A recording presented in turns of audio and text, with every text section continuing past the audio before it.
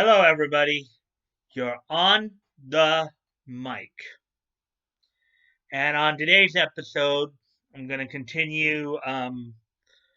Looking at some classic American animation studios. Today, we're going to be focusing on Sunbow Entertainment. Sunbow Entertainment, of course, was the company that, in co-production with Marvel Productions, produced such 80s classics as G.I. Joe: A Real American Hero, the Transformers, the Super Sunday slash Super Saturday block of Gem and the Holograms, Inhumanoids, Bigfoot and the Monster Machines.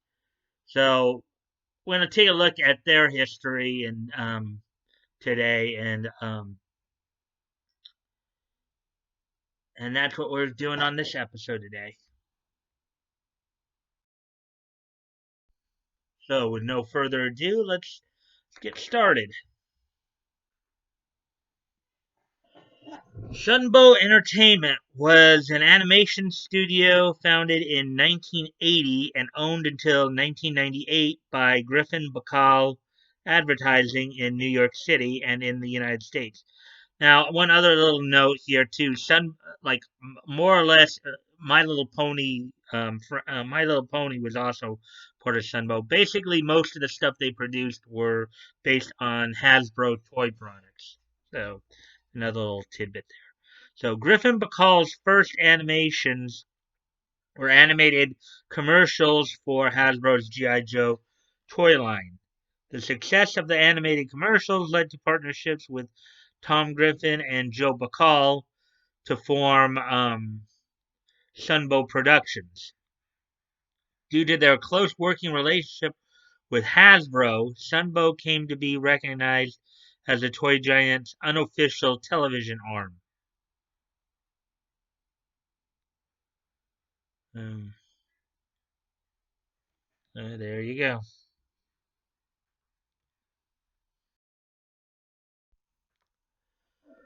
Sunbow is noted for many cartoons aired during the 1980s. Most of their work was co-produced with Marvel Productions. Although it is not limited to Hasbro's various toy lines, its reputation is linked to the cartoon series tied to them. Its animation was initially produced by the Japanese animation studio Toei Anime. Oh, okay. Toei and Sunbow had some partnership, supplemented by the South Korean animation studio ACOM later on. ACOM, I believe, is known, if I remember correctly, is known for some video games, particularly I think maybe Street Fighter or one of those fighting games from the early 90s. Anyways, by 1987, most of Hasbro's toy lines were losing money, and internal struggles forced the company to end popular series such as G.I. Joe and Transformers. Well, yeah, of course, as everybody knows, the late 80s, you started seeing game consoles becoming more and more popular, with Nintendo and Sega and all that. So, rather than playing with action figures, kids would start, delving into video games, the home video game system. Two of Sunbow's animated movies, Transformers the movie and My Little Pony the movie, flopped at the box office, forcing a third project, G.I. Joe the movie, to be released direct to video. Yeah, um, albeit the Transformers the movie is considered somewhat of a cult classic, and since it was a movie um that was actually aimed at kids, garnered some actual controversy back in 1987 when it was released, when Spike Witwicky, voiced by Corey Burton, uttered the line in the movie, OSHIT. So, and at the time, of course, the fact that got past censors, I think it was actually a G-rated movie, and yet that was able to get by censors. That was probably Yeah, him uttering the word that rhymes with hit um, had garnered some controversy there. Um, Sunbow also worked with TMS Entertainment with Hasbro's Visionaries Knights of the Magical Light and one episode of season 3 of Transformers Call of the Primitives. Of course, season 3 based on the continuity after Transformers the movie. Um, in a bid to produce original material, Sunbow produced several cartoons through the early 90s, such as The Tick and Conan the Adventurer. Yeah, as I recall, I believe it was actually some of the Canadian voice actors and actresses that did Conan the Adventurer. I think, as I recall, I think Yasmin Yad did Jasmine from Conan the Adventurer voice. Only The Tick managed to gain popularity and critical acclaim. On May 4th, 1998, Sony Wonder, a division of Sony Music, bought Sunbow Productions, and it was later bought by TV Loonland on October 3rd, 2000, as well as Sony Wonder's television business assets, which then bought Metrodome Distribution, who had the European rights to the Sunbow catalog. In 2004, Loonland shut down Sunbow with production of the Cramp twins moving to the company's UK studio, Teleimagination. Previously, Rhino Entertainment owned the US home video distribution rights to the Sunbow catalog. The rights then changed hands to Sony Wonder with its acquisition of the catalog. However, Sony Wonder was shut down in March of 2007. On June 20th, 2007, it was announced that Sony Wonder had been moved into Sony Pictures Home Entertainment, which at the time owned the US rights to the Sunbow catalog. On May 14th, 2008, Hasbro announced that it had obtained the rights to all Sunbow Productions animated series based on Hasbro products. This includes Transformers, G.I. Joe, My Little Pony, Gem and the Holograms, and many more.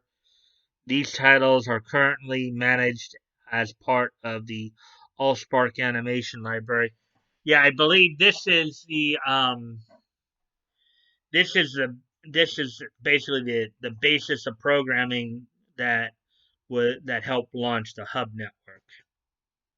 Um, TV Loonland filed for bankruptcy in 2009. Its catalog was acquired by German distributor M4E AG in April 2011.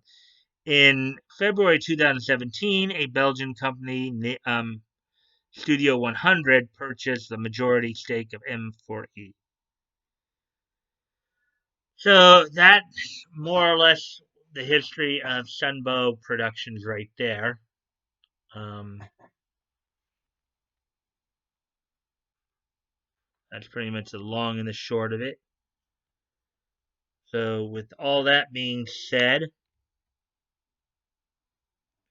let's take a look on this day in niche history. So first off, on this date, 75 years ago in 1945, ACG Publishing, at the time known as Creston Publications Corporation, released the 20th issue of Giggle Comics on this date in 1945. On this date, 75 years ago, ACG Publishing, as Creston Publications Corporation, released the 20th issue of Giggle Comics, which, from what I understand, is a humor comic with anthropomorphic characters. So, moving on.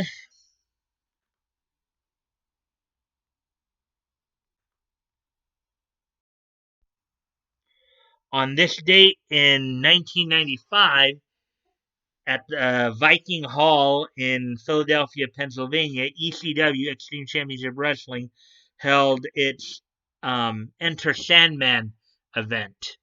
On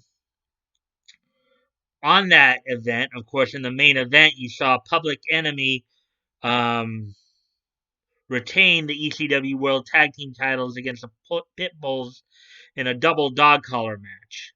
Also on the card, you saw the Sandman retain the ECW World Heavyweight Championship twice in one night in wins over Cactus Jack and Shane Douglas. Also on the card, Eddie Guerrero retained the World Television Championship twice in one night in a time limit draw against Dean Malenko and in a win against Marty Jannetty. So on this date in 1995, Enter Sandman happened at the Viking Hall in Philadelphia, Pennsylvania. Okay, with all that being done, you guys can go ahead and check the links below. Check the links below. Let me see. If you want to contact me directly, my Discord is down there. You can DM me on my Discord. You can check out the Discord and join if you'd like. I'm still, of course, promoting a bunch of different dub companies. Let's see. As always, guys, Funimation is not the only game in town. There are the other companies you can check out. Right now would be a good time to try to get caught up on some other properties and stuff like that if you'd like. Also, I'm still promoting the GoFundMe's. As always, guys, never feel like you have to donate. If you have the means to, it's on your heart to do so, please consider donating. If you have already donated, please consider donating again. And if you cannot donate, you can still help out the cause by sharing the link. Because after all, sharing is caring. You never know. Maybe somebody in your circle of friends might want to help out. Doesn't hurt to ask. And if you like this content, please consider liking, commenting, sharing, and subscribing. I always look forward to the conversations with you guys as long as they're somewhat respectful. And don't forget, this Friday is my next voice VA premiere, Voices Big and Small. This week, of course, um, focusing in on Houston-based voice actress Hillary Hay. I hope to see you all there. If not, I'll at least see you tomorrow. Bye.